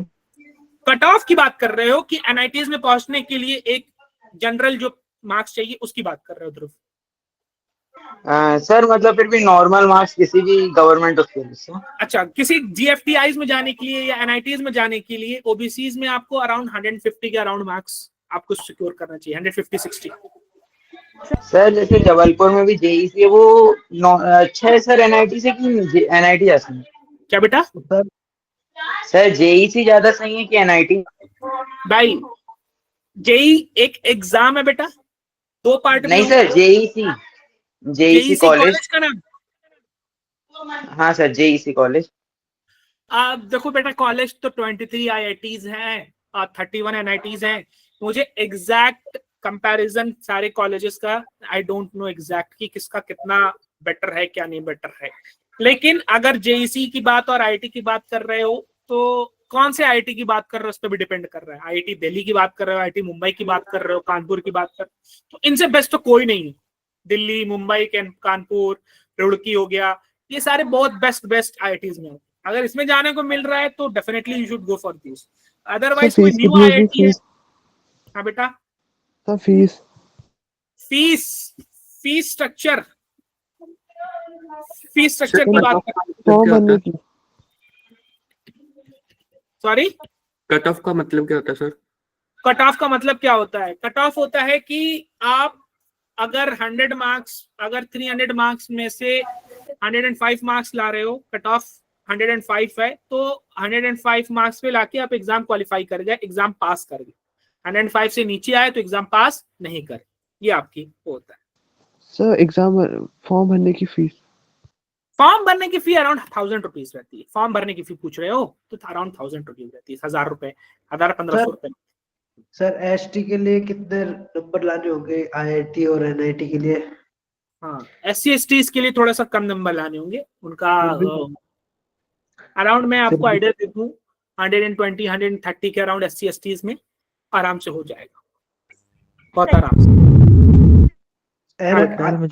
सर एनआईटी मिल जाएगी उससे? हाँ, एनआईटीज मिल जाएगी, अच्छी एनआईटीज में जाना थोड़ा सा। मिनिमम मार्क्स बता दो। क्या बेटा? ओबीसी के लिए मिनिमम मार्क्स का कोई बेटा, देखो एक बात मैं बता दूं, तुम लोगों को लग रहा होगा कि ये एकदम सेट वैल्यू है, नहीं सेट वैल्यू नहीं है, जनरल वैल्यू। हर साल क्वेश्चन का लेवल पे भी डिपेंड करता है। कभी क्या होता है, क्वेश्चन का लेवल बहुत हार्ड हो जाता है, बहुत हार्ड, तो उस साल कट ऑफ और जो मार्क्स चाहिए होते हैं एनआईटीज आईआईटीज में जाने के लिए बहुत कम हो जाते हैं। और कुछ साल ऐसा होता है पेपर का लेवल बहुत इजी हो जाता है, तो उस साल कट ऑफ भी ज्यादा जाता है। और एनआईटीज में और एनआईटीज और आईआईटीज में जाने के लिए जो मार्क्स चाहिए होते हैं वो भी ज्यादा जाता है। तो ऐसा कोई फिक्स वैल्यू नहीं है, एक जनरल वैल्यू बता रहा हूँ सर पेपर कहाँ से होगा? बता रहा हूँ मैं अपने ऑब्जर्वेशन पे कि अगर आपको ओबीसी में है और आपको एक जनरल वैल्यू की बात करूं तो 150 160 मार्क्स जो है आपको स्कोर करना चाहिए अगर आप सर आईआईटी और एनआईटी में डिफरेंस क्या है? दोनों गवर्नमेंट है या? हाँ, ये अच्छा क्वेश्चन है। आईआईटीज और एनआईटीज में डिफरेंस क्या है? आईआईटीज भी गवर्नमेंट फंडेड है, एनआईटीज भी गवर्नमेंट फंडेड है। आईआईटीज में जो फैसिलिटीज हैं और जो इंफ्रास्ट्रक्चर है और जो उसकी क्वालिटी ऑफ द एजुकेशन है वो थोड़ा बेटर है एनआईटीज से। एनआईटीज भी बहुत अच्छी है लेकिन उसका वैल्यू थोड़ा सा एनआईटी से कम है, वैल्यू उसकी कम है थोड़ा। और सर ट्रिपल आईटी भी अच्छी है। ट्रिपल आईटीज भी आप ले सकते हो इंफॉर्मेशन टेक्नोलॉजी स्किल में जाने के लिए, वो भी बेटर है, वो भी अच्छा है अगर कोई इंफॉर्मेशन टेक्नोलॉजी। परसेंटेज और परसेंटाइल में क्या डिफरेंस? परसेंटेज और परसेंटाइल में डिफरेंस ये होता है, परसेंटेज बनता है आपके नंबर ऑफ मार्क्स पे, परसेंटाइल बनता है टॉपर के मार्क्स पे। फॉर एग्जांपल 300 का मार्क्स था, टॉपर ने लाए 290 मार्क्स, अब वो 290 के बेसिस पर आपको जज किया जाएगा कि आप कितना परसेंटेज का 290 के अकॉर्डिंग आपका कितना परसेंट बन रहा है। तो वो 290 के अकॉर्डिंग जो परसेंटेज बनता है बेटा वो परसेंटाइल कहलाता है। सर मतलब सबसे ज्यादा जिसने लाया उसके हिसाब से। Hello sir. हाँ सर मैं जनरल कैटेगरी से आती हूँ तो और मैं लड़की हूँ तो मेरा कट ऑफ कितना होगा? फीमेल का कट ऑफ थोड़ा सा कम ही जाएगा बेटा, एग्जैक्ट वैल्यू तो मैं नहीं दे सकता अभी फिलहाल, मुझे याद है। देखो ये भी इसमें कितनी सीरीज होती हैं? क्या बेटा? सर जेंडर से भी डिस्क्रिमिनेशन है? नहीं, ऐसा कुछ खास वैल्यू नहीं है। कुछ कॉलेजेस में होता है, कुछ कॉलेजेस में कुछ रिजर्वेशन दिया जाता है, हर जगह नहीं, जनरल ट्रेंड नहीं है, कुछ कॉलेजेस में ऐसा होता है। सर बिट्स पिलानी बेटर है या एमआईटीज? बेटा इसके बारे में आई डोंट नो, इसके बारे में मुझे कॉलेजेस का कंपैरिजन आईआईटी सेम लेवल पर है क्या बेटा? ट्रिपल आईटी और आईआईटी सेम लेवल पर है? नहीं, आईआईटीज के लेवल ऊपर है।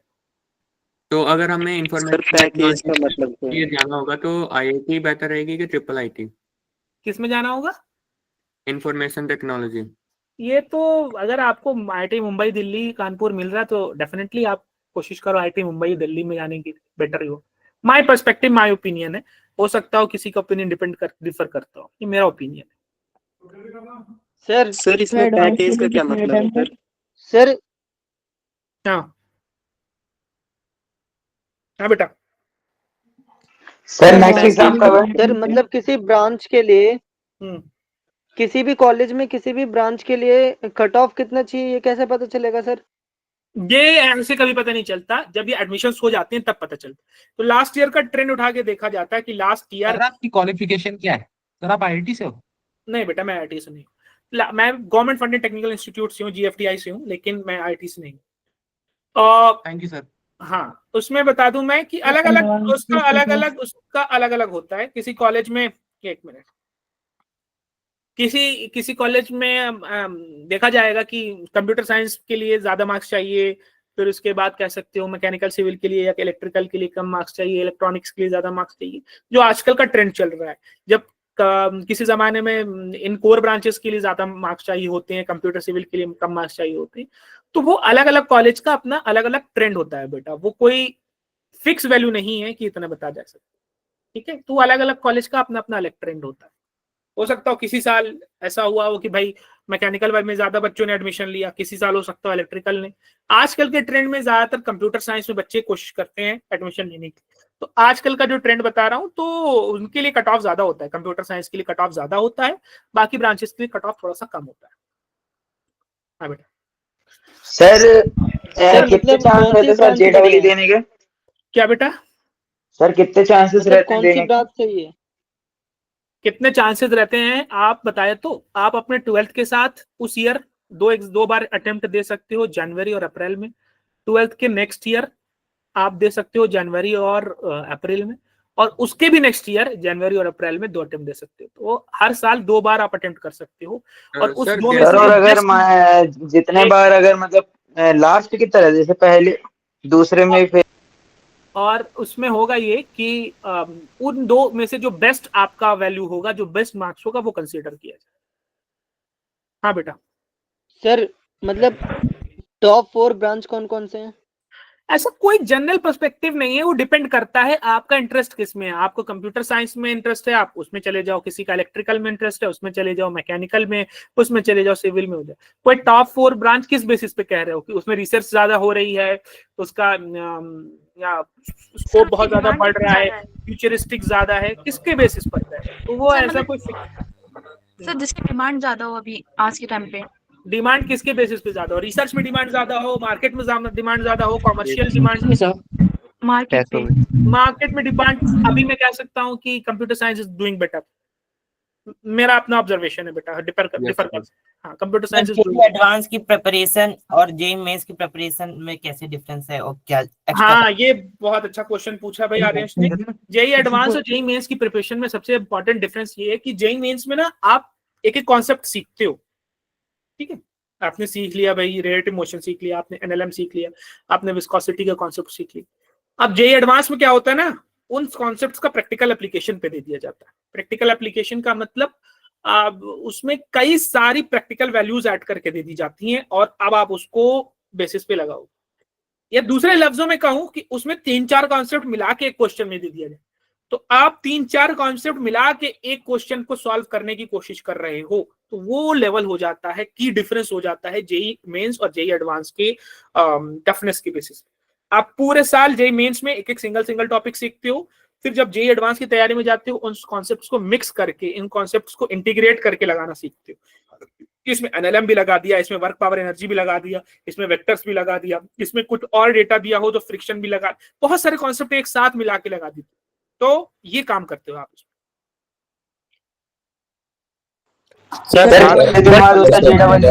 एडवांस क्या बेटा?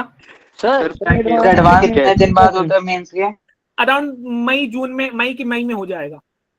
अभी जैसे अप्रैल में क्या बेटा?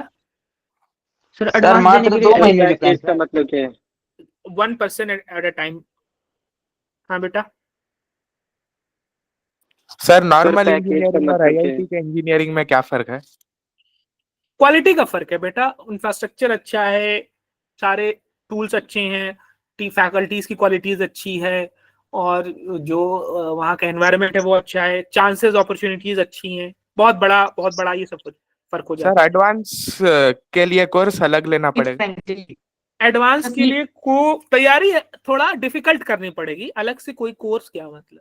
हाँ, अलग से आपको थोड़ा पढ़ना पड़ेगा, अलग से तैयारी करनी पड़ेगी, मतलब डिफिकल्ट। एडवांस के लिए कौन सी बुक अच्छी है? बहुत सी, अब अलग अलग सब्जेक्ट का अलग अलग है। मैं अपने सब्जेक्ट का अपनी क्लास में बता दूं। सर सर जैसे हम अपनी 12th के बोर्ड से पहले भी जेई मेंस दे सकते हैं क्योंकि हमारा बोर्ड। Sir okay sir. हाँ, अभी बेटा क्या हो रहा है कि अभी जेई मेंस के एग्जाम्स हो रहे हैं। 21 अप्रैल से स्टार्ट हुआ है, 22 अप्रैल से स्टार्ट हुआ है, और ये जेई अभी चल रहा है 30 अप्रैल तक। इस अप्रैल कह रहे जनवरी, इस जनवरी में ये स्टार्ट हुआ हो गया है। लास्ट के 10 डेज में चल रहा है, यानी 20 तारीख के बाद से ये स्टार्ट हुआ है जेई मेंस का एग्जाम, और ये 30 तारीख तक जाएगा। जेई मेंस का एग्जाम कंप्लीट जाएगा, और बोर्ड का एग्जाम आपका बाद में। तो जेई मेंस जनवरी में हो गया और बोर्ड का एग्जाम फिर बाद में हो गया। उसके बाद एक और चांस मिलेगा आपको, किसमें? अप्रैल में मिलेगा। सर अगर क्लियर नहीं हुआ तब कितने पेपर होते हैं हमारे? सर अगर फर्स्ट ईयर में हमने निकाल दी, जैसे इस ईयर दिया हमने, दोनों एग्जाम दिए, जनवरी भी अप्रैल में भी, और सर अगर उसके बाद हमारा क्लियर भी हो गया तो नेक्स्ट ईयर हम दे सकते हैं दोबारा? बिल्कुल दे सकते हैं, बिल्कुल क्लियर, बिल्कुल। आपको मन है कि नहीं मेरी रैंक अच्छी नहीं है, मेरा मार्क्स अच्छा नहीं है, मुझे रैंकर बनना है, मुझे ज्यादा मार्क्स लाने हैं, आपका मन है तो आप ड्रॉप ले सकते हो, लेकिन मेरा सजेशन है ड्रॉप नहीं लेना। सर जैसे अगर कॉलेज मिलने के बाद हम दोबारा दे सकते हैं? किसके मिलने के बाद? सर जैसे हमारा कॉलेज मिल भी गया हमें, तो उसके बाद नेक्स्ट ईयर हम एग्जाम दे सकते हैं? नेक्स्ट ईयर एग्जाम, कॉलेज में आपने एडमिशन ले लिया उसके बाद एग्जाम की बात कर रहे हो? Yes sir. इसका तो मुझे नहीं पता एडमिशन की। कॉलेज अगर अलाउ करता होगा तो कॉलेज की तरफ से आपको एनओसी लेना पड़ेगा, वो अलाउ करेगा तो वो दे सकते हो, अदरवाइज मुझे इसका डिटेल नहीं पता मुझे। सर टीसी लेकर कॉलेज पे डिपेंड करता है। ठीक है बेटा, दैट्स इट फॉर टुडे। आज के लिए इतना सवाल इनफ। ठीक है, कोई इंपॉर्टेंट सवाल और इससे रिलेटेड आज के कॉन्सेप्ट से, आज के वेबिनार से रिलेटेड आपको पूछना हो, मार्क्स हो गए, परसेंटाइल हो गए, तो आज कॉलेज किसी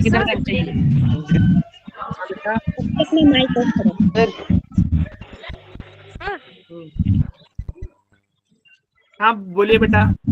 सर IIT की फीस कितनी होती है? फीस पूछ रहे हैं, college fee. Yes sir, fees पूछ रही हूँ। IIT अभी हमारा एडमिशन अगर IIT में हुआ है या फिर NIT में, तुम्हारी फीस कितनी होगी? NITs में और IITs में अगर आपका एडमिशन हो गया है तो आपकी फीस कितनी होगी, आप ये पूछ रहे हैं आप? Yes sir. बेटा अलग अलग कॉलेजेस का अलग अलग डिपेंड करता है। जैसे NIT कैलिकट की बात करूं मैं, तो उसमें ट्यूशन फीस और सारी चीज इंक्लूड करके 1 लाख प्लस के अराउंड फीस चली जाती है। एक एग्जांपल दिया मैंने NIT कैलिकट और IIT कैलिकट में भी। सर कंप्लीट की सर पूरे बेटा सर कंप्लीट 4 साल। पहले तुम लोग एग्जाम क्लियर करो, अभी से तुम लोग फीस की बात कर रहे हो। ये मैंने बताया है एक सेमेस्टर, एक साल के जो आपको पूरा हो, एक सेमेस्टर का 62.5 के अराउंड आएगा, एक साल का जो हो जाएगा वो 136 के अराउंड हो जाएगा। सर IIT और NIT क्या बेटा? कॉलेज होता है इनका, जो कॉलेज होता है कितने सालों तक चलता है वैसे? कॉलेज होता है वो क्या होता है? सर जैसे अगर हमारा सिलेक्शन हो जाता है तो कितने सालों का होता है कॉलेज? अबे घोड़े पहले वोट दे। कॉलेज बेटा 4 साल के होते हैं। अगर आप बीटेक में एडमिशन ले रहे हो तो बीटेक आपके 4 साल का होता है। First year, second year, third year, fourth, ये 4 साल में आपको अपनी इंजीनियरिंग कंप्लीट करनी है। सर बेस्ट हाँ सर अगर हमने बेस्ट सब्जेक्ट कौन सा होता है लेने का सर? हमने क्या हो गया? जेईई का पेपर दे दिया। हाँ और सर फिर हमने जेईई एडवांस में सर हम क्वालिफाई नहीं हो पाए, और फिर सर हमें IIT कॉलेज ही चाहिए। दोबारा अगर एडवांस देना तो सर उसके लिए दोबारा हमें जेईई देना पड़ेगा। हाँ बिल्कुल देना पड़ेगा सर। अगर जैसे दोबारा हम हमें अभी जेईई 11th में देना पड़ेगा, उसके बाद ही सर एडवांस मिलेगी हमें। अगर सर हमारे जेईई में अच्छी रैंक है फिर भी सर एडवांस नहीं मिलेगा। क्या कह रहे हो बेटा? आवाज कट रही है आपकी। सर जैसे सर हमारे कितने पेपर होते हैं? तो हेलो सर बेस्ट इंजीनियरिंग करने के उससे सब्जेक्ट कौन सा है? अब बेटा ये सर बेस्ट सब्जेक्ट इंजीनियरिंग करने के उससे कौन सा है? बेस्ट सब्जेक्ट आपके ऊपर डिपेंड करता है। सब्जेक्ट नहीं होता है, स्ट्रीम होता है, आप पे डिपेंड हाँ करता सर है। स्ट्रीम फिर भी हाँ जो आपको पसंद है वो करो, जो आपको अच्छा लगता है। हम 11th में और हम जब अगर हमारा अच्छे से नहीं हो पाए 11th और 12th में जाएंगे तो फिर 12th के बेसिस पे हम जेईई में अच्छा परफॉर्म कर सकते हैं, सिर्फ 12th के? नहीं, आपको 11th का पढ़ना पड़ेगा, रिवाइज करना पड़ेगा अच्छे से, सिर्फ 12th के बेसिस पे नहीं। का कितना परसेंट आता है इसलिए जेईई में? वो डिपेंड करता है हर साल, कभी किसी में 11th का सेशन ज्यादा पूछ लेता है, कभी किसी साल 12th का सेशन ज्यादा पूछ लेता है। एक जनरल ट्रेंड होता है, देखा जाता है कि पिछले 4, 5, 6 सालों में किन किन चैप्टर से ज्यादा आ रहे हैं। तो 11th के चैप्टर्स भी उसमें होते हैं, 12th के चैप्टर्स उसमें होते हैं, दोनों होते हैं। तो आपको sir important topic sir okay sir. Sir result कब तक सर मैं बोल रहा था जैसे कि सर रिजल्ट कब तक आता है? रिजल्ट बेटा वन मंथ के अराउंड आ जाता है। 1 मंथ के एग्जाम देने के 1 मंथ 1.5 मंथ के बाद आ जाता है। Yes sir. सर कितने पेपर होते हैं हमारे जेईई में? पेपर? Yes sir. मतलब पेपर का मतलब कितने देने पड़ते हैं? मतलब सर एक ही होता है? एक ही पेपर होता है बेटा। अब वो बहुत सारे बच्चे दे रहे होते हैं, सारे बच्चे का, हिंदुस्तान के सारे बच्चे का एक ही दिन पेपर करा पाना पॉसिबल नहीं होता ना बेटा। तो वो 22 तारीख को भी कराएंगे 2 शिफ्ट में, मॉर्निंग शिफ्ट, इवनिंग शिफ्ट। कुछ बच्चे मॉर्निंग शिफ्ट के देंगे, कुछ बच्चे इवनिंग शिफ्ट में। तो इतने सारे बच्चों का एक दिन करा पाना पॉसिबल नहीं है। तो वो बहुत सर सारे पेपर तो सेम हो जाता होगा। नहीं नहीं नहीं, पेपर डिफरेंट आता है। किसी पेपर की डिफिकल्टी लेवल ज्यादा होता है, किसी पेपर का डिफिकल्टी लेवल कम होता है, कोई एवरेज होता है। उसमें वो नॉर्मलाइजेशन करते हैं। नॉर्मलाइजेशन करने का मतलब कि जिसका इजी आ गया पेपर, उसके मार्क्स थोड़ा सा कह सकते हो कम कर देंगे ओवरऑल। जिसका डिफिकल्ट आ गया उसके थोड़ा सा मार्क्स बराबर कर देंगे, मतलब न्यूट्रलाइज कर देते हैं पेपर की डिफिकल्टी के लिहाज से। उसको नॉर्मलाइजेशन कहते हैं। तो आपको टेंशन लेने की जरूरत नहीं है। एनटीए ये काम करता है, जिसमें अगर इजी लेवल आ गया तो हो सकता हो कुछ मार्क्स कम हो जाए। जनरली होता नहीं है वैसे। अगर डिफिकल्ट आ गया पेपर, अगर पेपर का लेवल बहुत डिफिकल्ट आ गया बेटा, तो वो क्या करते हैं कि जिन बच्चों का डिफिकल्ट शिफ्ट में डिफिकल्ट पेपर आया था, उनके मार्क्स को थोड़ा सा इंक्रीज हो जाए। उसके लिए पूरा एक उनका कॉन्सेप्ट है, उस कॉन्सेप्ट को अप्लाई करके वो करते हैं। इस तरीके से किया जाता है। सर तीनों पेपर इकट्ठे आते हैं? तीनों पेपर फिजिक्स या फिजिक्स केमिस्ट्री केमिस्ट्री मैथ्स का मिला करके, फिजिक्स केमिस्ट्री मैथ्स का मिला करके 300 मार्क्स का एक पेपर बनता है। उसमें 3 हिस्से होते हैं, फिजिक्स के, केमिस्ट्री के और तीसरा हिस्सा मैथ्स का। तो इकट्ठे ही एक ही पेपर आएगा, उसमें फिजिक्स भी होगा, केमिस्ट्री भी होगा और मैथ्स भी होगा। Yes sir. सर जैसे अभी अवंती में है, तो अब यहाँ से अभी और भी बच्चे गए होंगे जेई मेंस देने, तो उनके बारे में बताओगे जब उनका रिजल्ट आएगा, मतलब कैसे कॉलेजेस में वो गए हैं? हाँ बिल्कुल, ये पूरा सेशन होता है बेटा जो हमारे सेशन। हाँ पूरा सेशन होता है। जो बच्चे हमारे सेलेक्ट हुए हैं उनके साथ आपकी बात होगी। अभी अभी जो 12th के बच्चे हैं उनका भी अभी रिसेंट एक सेशन हुआ है। जो अच्छे अच्छे स्टूडेंट्स हैं उनका जो सेलेक्ट हुए हैं, और आप सोशल मीडिया पे भी आप फॉलो कर सकते हो। तो बच्चों का पूरा वो चलता है कि हमारे अवंती से बच्चे कहाँ कहाँ सेलेक्ट होके गए हैं और कहाँ कहाँ वो पढ़ रहे हैं। तो वो पूरा चलता रहता है system. Okay sir, thank you sir. Thank you. ठीक है बेटा, that's it for today. Sir exam mode sir advance का मैथ्स मार्क्स Thank कितने you, sir. निकालने पड़ेंगे? एडवांस का मैथ्स क्या? एडवांस में मैक्स मार्क्स कितने होंगे sir? Maximum number of marks की बात कर रहे हैं, क्या कह रहे हैं? सर जितना कि आईआईटी में एडमिशन मिले। अच्छा, वो कट ऑफ की बात कर रहे हैं।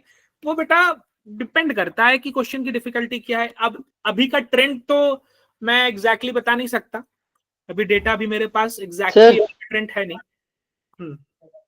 सर मैं बोल रहा था टोटल के हिसाब से फिर भी किसका टफ आता है ज्यादा? मैथ्स, फिजिक्स या केमिस्ट्री, तीनों में से किसका आज तक टफ आता है ज्यादा? देखो मेरा ओपिनियन बता रहा हूँ, कोई ऐसा वो नहीं, मुझे ऐसा लगता है मैथ्स का टफ ज्यादा आता है। Yes sir. जेई मेंस की बात बता रहा हूँ। तो जनरल कैटेगरी से सेलेक्ट होने के कितने मार्क्स लाने पड़ेंगे मैक्सिमम? कोई ऐसा वो नहीं है, पेपर पे डिपेंड करता है। एक इन जनरल आइडिया मुझे समझ में आता है, वो आप 170 180 के अराउंड लाओगे तो आपको एक एनआईटी मिल जाएगा। सर किसी का जैसे फर्स्ट अटेम्प्ट छूट गया तो डायरेक्ट सेकंड अटेम्प्ट देगा ना? बिल्कुल दे सकता है। 180 जनरल कैटेगरी में आप 180 प्लस ही रखो। सर मैं बोल रहा था कि अगर हमारे जेई मेंस में बढ़िया परसेंटेज आ गए, मतलब बढ़िया परसेंटाइल आ गई और जेई एडवांस में नहीं आई, तो अगले साल दोबारा से जेई मेंस देना पड़ेगा एडवांस देने के लिए? हाँ, कट ऑफ क्लियर करना पड़ेगा। Cut off. सर आप लोग तैयारी पूरा एडवांस तक रहिएगा ना? क्या बेटा? सर आप लोग तैयारी पूरा एडवांस तक रहिएगा ना? हाँ बिल्कुल, मेंस का भी होगा, एडवांस का भी होता है, हमारे बच्चे जाते हैं बिल्कुल। सर तो अभी हम लोग का जो टेस्ट हो रहा है सर वो मेंस के लेवल का है? अभी तो फिलहाल मेंस के लेवल का है अभी सारा। हाँ बेटा ऋषि। Okay sir. सर जैसे अगर हमारा जिस दो बच्चों ने टेस्ट पेपर दिया, तो एक की शिफ्ट में जो है वो इजी पेपर आ गया और एक की शिफ्ट में हार्ड पेपर आ गया। जिसका इजी आया था पेपर, उसके मार्क्स फुल आ गए उसके शिफ्ट के अंदर, तो भी उसके मार्क्स रिड्यूस किए जाएंगे कि नहीं? रिड्यूस का बहुत कम मामला होता है। मतलब जनरली क्या होता है, जिसका डिफिकल्ट होता है ना पेपर, उसके मार्क्स को बढ़ाया जाता है, नॉर्मलाइजेशन किया जाता है। ठीक है, तो रिड्यूस का बहुत ही कम मामला होता है। ज्यादातर मामला ये होता है जिसका डिफिकल्ट आया उसको बढ़ाया जाता है, नॉर्मलाइज किया जाता है। हो सकता हो कभी ऐसा हो गया हो कि जिसका पेपर आ गया हो, उसमें हो सकता हो थोड़ा बहुत मार्क्स रिड्यूस कर दिया जाए, लेकिन बहुत कम होता है नॉर्मलाइजेशन। हाँ बेटा। सर 31.5% अगर आ गया तो उससे जेडब्ल्यू एडवांस क्लियर हो जाएगा? ये दिखा रहा है सर गूगल में। कौन सी कैटेगरी? एडवांस सर ओबीसी में। हाँ सर। हाँ देखो, जो नंबर ऑफ परसेंटेज की बात कर रहा हूँ, वो बहुत ज्यादा ऐसा नहीं है एडवांस में कि आपको 100% ही लाना है। एडवांस का लेवल इतना टफ होता है ना, मैंने बताया ना कि जब लेवल टफ होगा ना तो कट ऑफ कम जाएगा, क्योंकि एडवांस का लेवल बहुत टफ होता है ना, तो उसमें कट ऑफ थोड़ा सा कम ही जाता है। ये वाली बात होती है एडवांस में। तो एडवांस में उतना स्कोर करना भी थोड़ा डिफिकल्ट होता है, लेकिन आप कर सकते हो। डिफिकल्ट तो होता है, तैयारी करना चाहिए, लेकिन आप कर सकते हो। तो हाँ, वो थोड़ा सा कम रहता है, ऐसी बात नहीं है। बाकी वो ऐसे रैंडम डेटा पे किसी सर वो आईआईटी में एडवांस के लेवल पे एडमिशन होता है ना? हाँ सर जैसे अगर किसी मेन से कोई रिलेशन नहीं है? नहीं, मेंस कट ऑफ क्लियर करना पड़ेगा, तब वो एग्जाम दे सकते हो आप। सर जैसे अगर किसी बच्चे यस ने सर, मतलब उसके बाद तो नहीं है ना? नहीं, उसके बाद तो नहीं। सर जैसे अगर किसी बच्चे ने जनवरी वाली शिफ्ट में जेई क्लियर कर लिया, पर उसके जो बोर्ड के एग्जाम थे उसके अंदर कोई प्रॉब्लम आ गई और वो क्लियर नहीं कर पाया, तो उसकी जो पिछला उसने जेई क्लियर किया था वो खत्म हो जाएगा। जनवरी में उसने एडवांस में जेई मेंस में अच्छे मार्क्स लाए, लेकिन बोर्ड्स में मार्क्स कम हो गए, फिर बोर्ड में फेल हो गया। उसका मेन जेई मेंस का हुआ था, तो उसे फिर वो एडवांस नहीं दे पाएगा ना? एक एडमिशंस में इशू होते हैं, फॉर्म भरने में कुछ इशू होते हैं, एक सर्टेन लिमिट का तो आपको बोर्ड्स में मार्क्स लाना पड़ेगा तब एलिजिबल हो। नहीं सर, जैसे उसकी किसी ना किसी में सप्लीमेंट्री मतलब फेल हो गया किसी ना किसी में, कंपार्टमेंट आ गई उसकी, तो फिर उसे जब तक वो 12th नहीं क्लियर करता है तब तक उसे हाँ, वो 12th क्लियर करना होगा बेटा। बिना 12th क्लियर किए आपको 75% मैंडेटरी है ना जेई एग्जाम के लिए। यस, पहले कम था, अभी थोड़ा बढ़ गया है, वैल्यू ज्यादा हो गई। ठीक है बेटा, ज्यादा हो गई है क्या बेटा? 75 से भी ज्यादा हो गई है। नहीं, पहले काफी कम था, पहले ज्यादा वैल्यू परसेंटेज नहीं था, अराउंड 45-50 का अराउंड। अभी थोड़ा बढ़ा दिया गया उन्होंने, 60 प्लस 65 ऐसे कर दिया, बढ़ा दिया। सर पेपर कहाँ होंगे? सर अभी तो सुन रहे थे कि परसेंटेज 12th का हाँ, मायने नहीं लगता। किसने वो कहाँ नहीं लगता? सर जैसे 12th का परसेंटेज पहले था ना 75% से अबव आना चाहिए, तो अब परसेंटेज उतना इम्पोर्टेंस ऐसे मतलब नहीं रखता, मतलब 60% के ऊपर से भी ऐसा हो जाएगा। हाँ, 60% अबव रहता है, चाहिए आपको। सर वैसे ये 2 स्टेप वेरिफिकेशन क्यों रखी है? क्या बेटा? ये 2 स्टेप वेरिफिकेशन क्यों रखी है कि जेई मेंस के साथ साथ 12th भी क्लियर करो? क्या रखा है? जैसे ये वही हो गया ना 2 स्टेप वेरिफिकेशन की 12th के अंदर इतने % मार्क्स फिर जेई हाँ, के अंदर। अब आप ऐसा हो कि आप पीसीएम में उतना स्कोर ही नहीं कर पा रहे हो और फिर आप इंजीनियरिंग कॉलेजेस में, तो वो उनका एक सेट है कि भाई आप इतना होना तो चाहिए अराउंड, ठीक है, तो इतना 75 अराउंड तो मार्क्स होना ही चाहिए। सर अगर जिनके पास पीसीएम भी है वो क्या कर सकते हैं? दोनों दे सकते हैं? नीट बिल्कुल दोनों दे सकते हैं, आईआईटी भी दे सकते हैं, एनआईटी भी दे सकते हैं, नीट भी दे सकते हैं। और वो बच्चा जो है वो जेई के लिए अपेयर हुआ है, तो उसके अंदर उसके जब परसेंटेज निकाली जाएगी तो वो जेई के सब्जेक्ट के अकॉर्डिंग निकाली जाएगी कि टोटल जितनी उसकी मैक्सिमम बन रही है उसके अकॉर्डिंग? ये बेटा काउंसलिंग में डिपेंड करता है, काउंसलिंग वाले बताएंगे कि वो परसेंटेज पूरा पीसीएमबी पे देख रहे हैं कि पीसीएम पे देख रहे हैं, ये आई डोंट नो। काउंसलिंग के टाइम काउंसलिंग का जो भी एडमिनिस्ट्रेशन करते हैं वो बताएंगे। अगर जिस बच्चे ने अगर जेई मेंस पास कर ली और नीट भी क्लियर कर ली, दोनों क्लियर कर ली, तो फिर अब आप पे डिपेंड करता है आप कौन सी काउंसलिंग ले रहे हो। अगर आप नीट की काउंसलिंग में जाते हो तो आप डॉक्टर बन जाओगे, अगर आप जेई की काउंसलिंग में जाते हो तो आप इंजीनियरिंग कॉलेज में जाओगे। सर वैसे जेई मेंस के ऑनलाइन एग्जाम का मतलब क्या है? मतलब वो घर में ऑनलाइन एग्जाम का क्या मतलब भाई? ऑनलाइन एग्जाम का मतलब ये है कि आपने फॉर्म भरा, फॉर्म भरने के बाद आपको एडमिट कार्ड आएगा, एडमिट कार्ड पे लिखा होगा कि इस सिटी में इस स्कूल में इस टाइम पर आपको पेपर होगा, वो सारी डेटा दिया जाएगा। फॉर एग्जाम्पल आपने भरा और बोला कि दिल्ली में इस जगह पर आपको इस स्कूल में जाना रहेगा इस तारीख को, और इतने बजे वाले से इतने बजे तक आपका एग्जाम रहेगा, तो वहां पे जाकर के टाइम से पहले पहुंचना होता है, वहां पे जाकर के इस स्कूल में जाकर के फिर आपको वो एग्जाम अटेम्प्ट करना होगा, ये चीज होती है। ठीक है बेटा? Okay sir, bye sir, thank you. Double board होने वाला है, मतलब 10th एंड 12th का डबल बोर्ड से किसी वजह से सर अगर जेई मेंस का जेई का पेपर घर से देना पड़ गया तो? नहीं, वो नहीं। क्या कह रहे हो एकम? सर जैसे अभी डबल बोर्ड स्टार्ट होने वाला है ना 10th एंड 12th का, तो उसके अंदर जैसे हमने दोनों बोर्ड्स के अंदर जितने 2 हुए हैं, जैसे दिसंबर में हुआ और एक अप्रैल में हुआ, तो सर फरवरी में हुआ, तो उसके अंदर फिर हमारे जितने ही मार्क्स आएंगे उसके अंदर टोटल देखा जाएगा ना, कि जैसे अगर मेरे दिसंबर वाली शिफ्ट के अंदर फिजिक्स के मार्क्स ज्यादा आए और बाकी दूसरी के अंदर केमिस्ट्री के ज्यादा आए, तो फिर वो दोनों को ऐसे परसेंटेज कैसे निकालेंगे उनकी? बेटा ये एनटीए डिसाइड करता है कि आप वो सब्जेक्ट वाइज ले रहा है कि शिफ्ट वाइज ले रहा है, वो बताएगा। एनटीए की गाइडलाइन है ये। एनटीए जब गाइडलाइन देगा तब उस हिसाब से हमको समझ में आएगा कि 2 शिफ्ट में क्या मांगता है। टोटल से ही होगा ना, दोनों बार में से जिसमें ज्यादा परसेंटेज आती है वो कंसिडर करते हैं ना। एग्जैक्टली। लेकिन उसका क्वेश्चन ये है कि वो फिजिक्स इसमें अच्छा आया है और केमिस्ट्री दूसरे वाले शिफ्ट में अच्छा आया, मैथ पहले वाले शिफ्ट में अच्छा, ये पॉसिबल नहीं लग रहा मुझे। हो सकता हो एनटीए की कोई गाइडलाइन आए, लेकिन आपका किसी एक शिफ्ट का ही लिया जाएगा मार्क्स। ठीक है बेटा, that's it for today. Okay sir, bye क्या कह रहे सर। हो? बाय बेटा, बाय। ठीक है, बस that's it for today. Bye sir. चलो बेटा, thank you so much. Sir कौन Thank you, sir. ग्रुप पे? Thank you sir.